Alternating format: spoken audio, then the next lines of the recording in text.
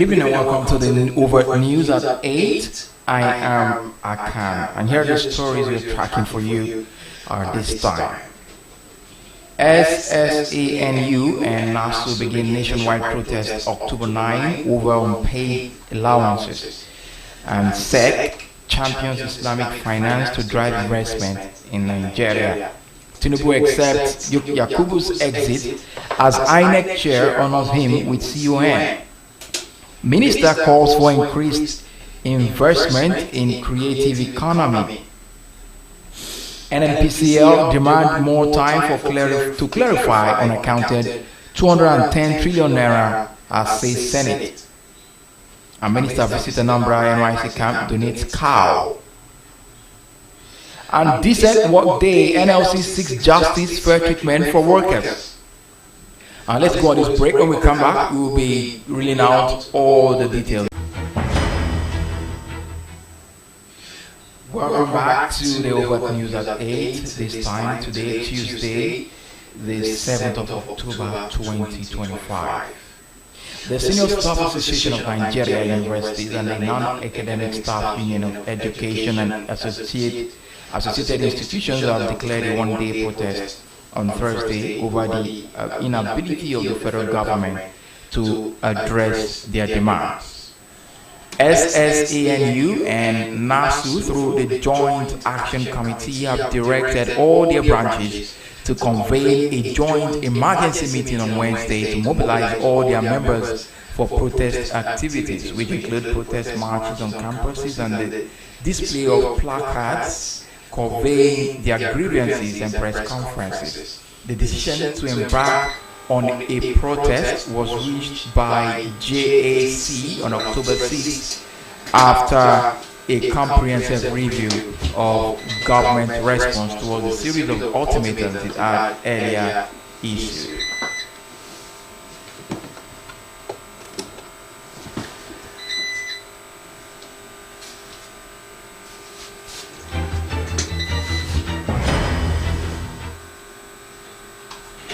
The Securities and Exchange Commission has described Islamic finance as a major driver of investment and a tool for deepening financial inclusion in Nigeria and across Africa.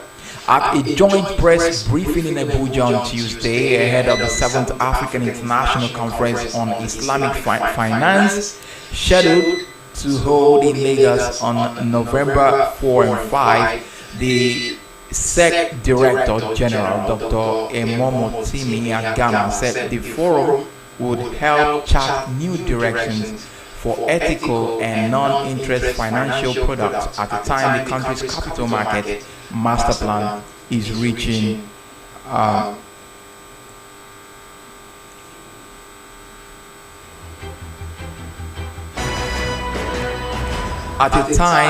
the country's capital market master plan is reaching its conclusion. He stressed that the non-interest capital market had reached a scale of 1.6 trillion with Sukuk as the dominant instrument. Agama also said the enactment of the Investment and Securities Act 2025 had created a stronger framework for innovation. He added that the Lagos conference would focus on unlocking capital for infrastructure, ethical investment in energy finance, agricultural financing, and the role of fintech in transforming Islamic finance.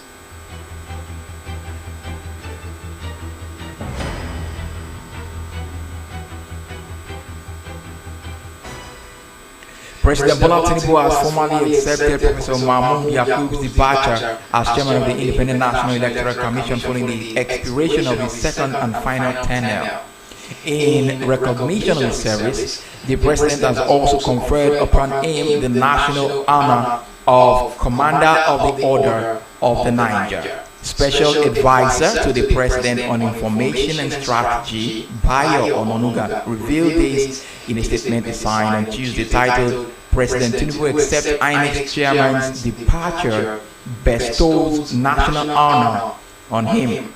It read, President Tinubu thanked Professor Yakub for his services to the nation and his efforts to sustain Nigeria's democracy, particularly through the organization of free and fair elections throughout his two-term tenure. In recognition of Yakubu's dedicated service to the nation, President Tinubu has bestowed on him the honor of Commander of the Order of the Niger, CON.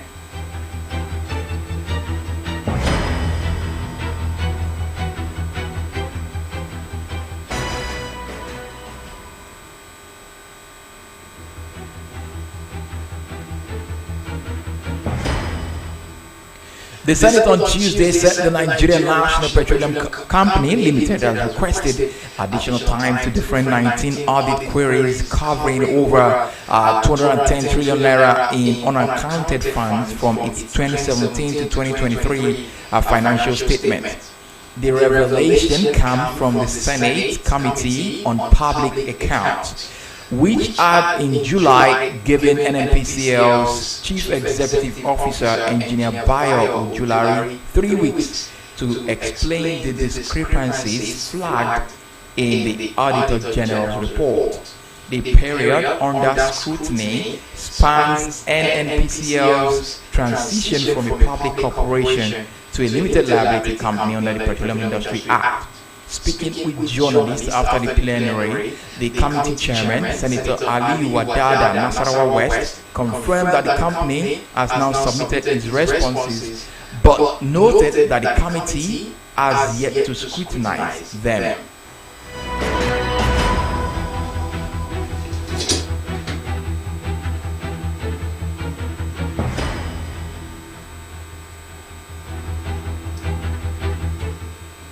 The Minister of Youth and Development, Ayodele Olawande, on Tuesday paid a brief but memory visit to the National Youth Service Corps Permanent Orientation Camp Umwawulu Mbaku in Oka South local government area of Anambra State, where he interacted with corps members of the 2025 Batch B Stream 2. Olawande, who was received by the NYC Anambra State Guard Coordinator, Pauline Ojiswa, was in the state for an official project inspection. He said the trip would not have been complete without meeting the corps members, describing them as the pride and strength of the nation. Despite a light downpour, the minister was received with full camp honor at the quarter guard, followed by the singing of the Nigerian, NYC, and Anambra State anthem. In his remarks, the minister said he commended the corps members for their discipline, patriotism, and dedication to national development through the NYC scheme. We urge you to continue being exemplary ambassadors of unity and service wherever they are posted. Olawande, who was accompanied by the Anambra State Commissioner for Youth and Development, Patrick Agamba, thanked the state coordinator, camp officials, and corps members for their warm reception. He also donated a cow to the corps members ahead of their upcoming camp carnival on Saturday.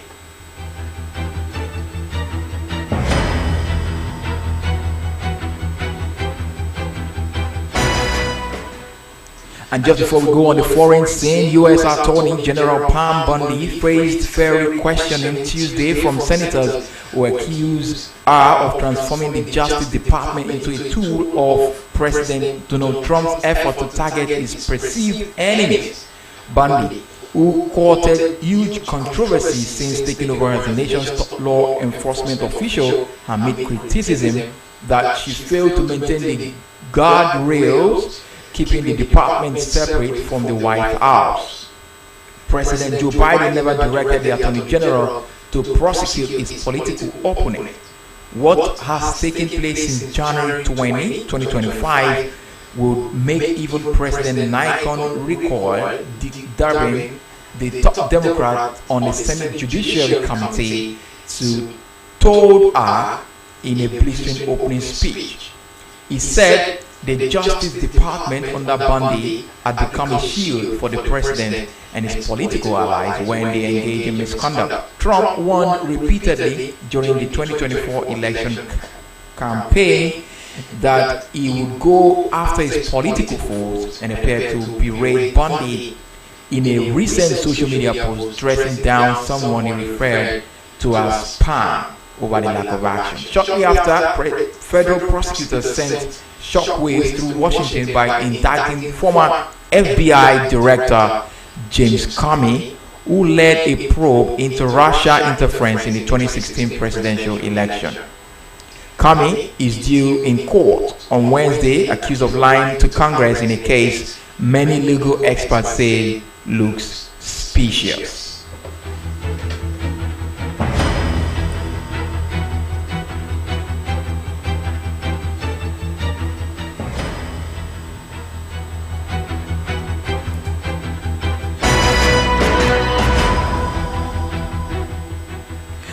Alright, just before we go, here are the major headlines on Overt News at 8. SSANU, NASU, NASU begin nationwide protest October 9 over unpaid allowances. SEC champions Islamic finance to drive investment in Nigeria. Tinubu accepts Yakubu's exit as INEC chair, honors him with CON. And NNPCL demanded more time to clarify unaccounted 210 trillion naira, says Senate. And minister visits Anambra NYC camp, donates cow. And of course, Senate approved bill seeking 10-year passport ban for Nigerians convicted abroad. Now those are the headlines and the stories we are tracking at Overt News at 8 p.m. today, Tuesday, the 7th of October, 2025. And don't forget that today is Tuesday, and of course, today is the Tuesday Tunes and Tales right here. So it's a lot of plenty. Well, of course, we have plenty of music, and we have the Tunes and Tales show coming up after this. And of course, before then, we'll be giving you lots of sports updates, football updates, and then we'll now dive into the Tunes and Tales show. So I urge you to join us again after some time when we come back to kickstart the Tuesday Tunes and Tales right here on Overt Radio. Don't forget to join us on our social media handles: Instagram at Overt News, Facebook at Overt News, on X, Overt News NJ, TikTok, Overt News TV, and YouTube, Overt Radio. You can also reach us via our phone line 0708723365, 0707 06333159. Those are the lines you can call and join us on the program. We'll be right back after this. Don't go away.